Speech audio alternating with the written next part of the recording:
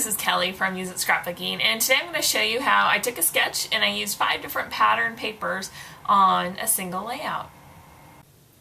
So the first thing I did when I got this challenge was to go through and look for papers that had this color, and I was thinking I might have some stripes and some other patterns that went. So I went and I picked out, and sure enough I did. I had a nice orange and yellow and a couple of blue stripes, just like in the inspiration piece. There's green in here, but I think that green almost works like one of the lighter yellows with it all being together. So I really like that. I'm going to stick with this paper. Our sketch has those 3 circles at the top, and the sample shows different patterns. So I was going to play with a couple different patterns and see what I could come up with. I have my stripe. I have these yellow with white polka dots. And then I found this one that's kind of interesting that was the yellow with the blue dots. So I thought that might be an interesting mix. These all happen to be from the same manufacturer. I didn't really choose them that way, but since manufacturers tend to use the same color schemes, it makes it easy if you could stick them all together. That's not how they were organized. I really did just randomly pull them out. So I went ahead and I cut the circles for these.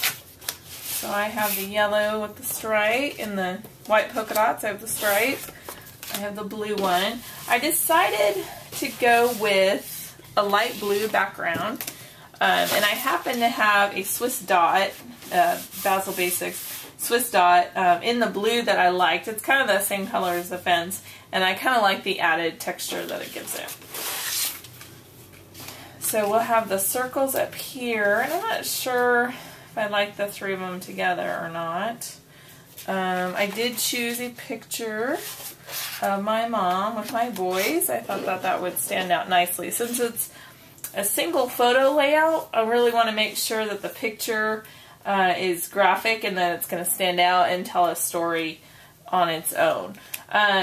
This also calls for a few pattern papers here, and since we're focusing on pattern papers, I definitely want to get the most out of that I can. So I've cut out a couple of strips from these patterns as well.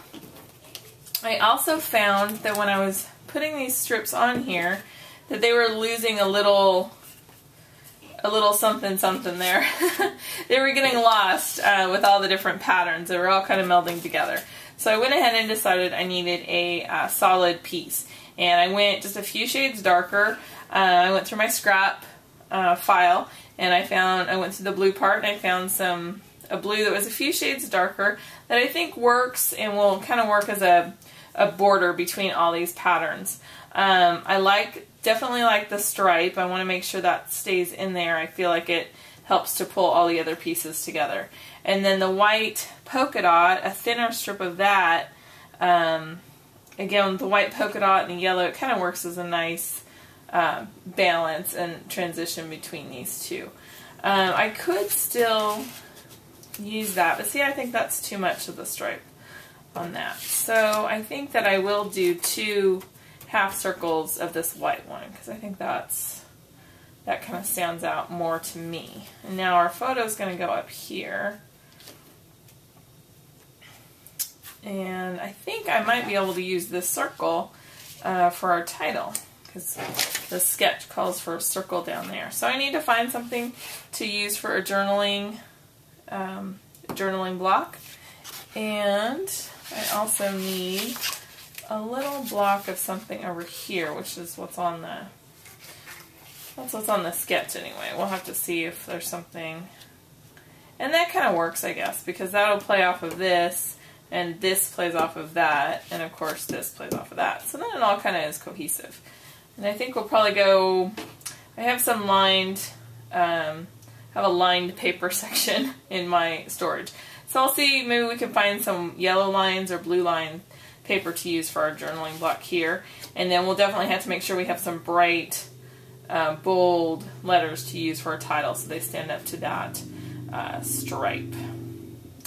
Okay, so let's see. Let's go ahead and cut some of these things and get them down and make it work.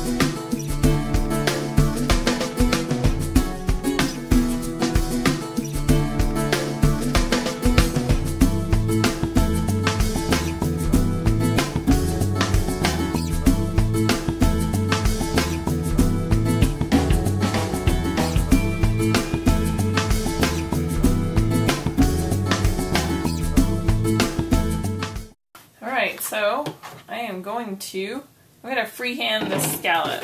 It shows a perfect little scallop there. This will not be a perfect little scallop, but I don't have a big punch and I kind of like that size for the title. So I've decided I'm gonna stick it on here and I'm just gonna cut around it and it will all be good.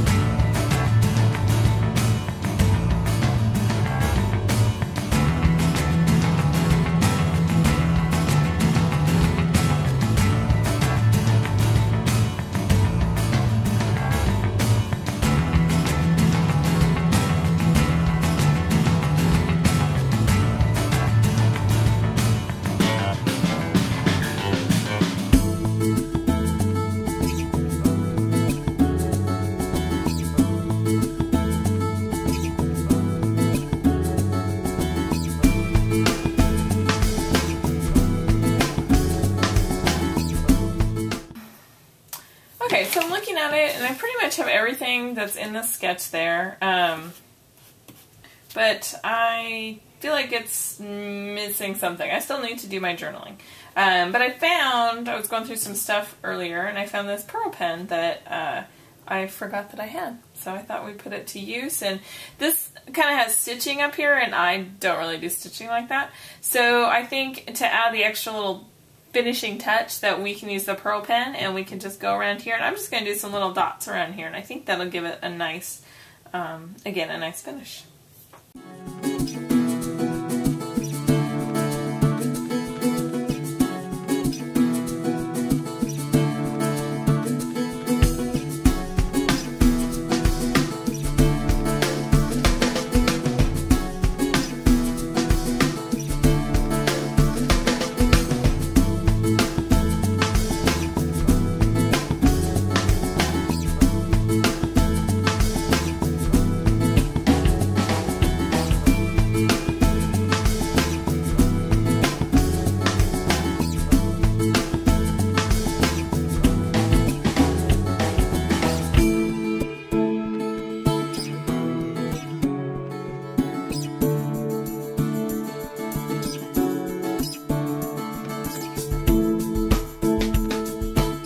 I do like the pearls. I think they turned out good. I do still need to do my journaling, but I feel like this makes a triangle, and I'm going to add, this just looks plain over here to me.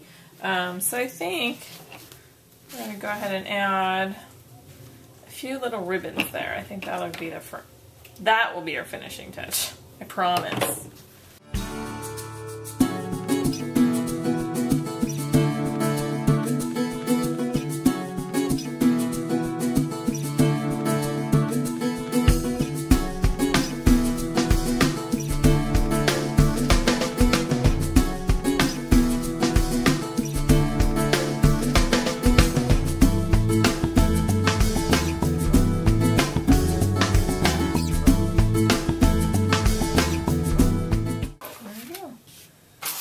So I will let this dry before I do the journaling. I probably should have let it dry before I did the stapling.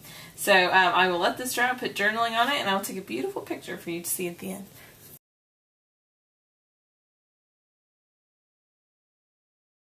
Okay, so there's our finished layout, and I did have a little bit of a fib in that the ribbons weren't the very last thing that I added.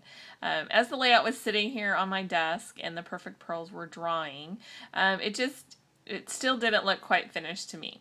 And when I had originally pulled out some pattern papers, I pulled out this this die cut paper, and I don't know if you can tell from the screen, but it's like a cloud paper, and there's like blues and whites on it. So it really did go well with the paper, and it was just the half of it.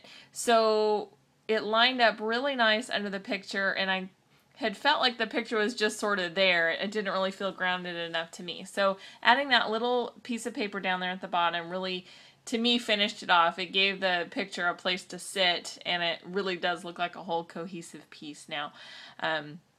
We also did use 5 pattern papers, as I promised.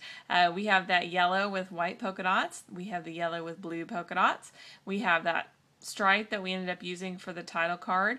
We have the die cut there at the bottom, the cloud one that I was telling you about, and that journal card actually came from a piece of pattern paper. So we managed to make them all work together, and I think one of the reasons they do work together is this kind of underlying theme that I see in the page now that it's done, and that's the polka dots. We have again, the yellow with white polka dots, the yellow with blue polka dots. The ribbon has dots on it, and then the perfect pearls act like dots, and even that journaling card has some dots. So kind of that underlying theme, I think, also helps tie all these different pattern papers together. So I hope that you enjoyed this. I hope that it inspires you to go and use some of your pattern papers and get out there and tell your stories. If you enjoyed it, please subscribe to our YouTube channel and visit us at useitscrapbooking.com. Thank you.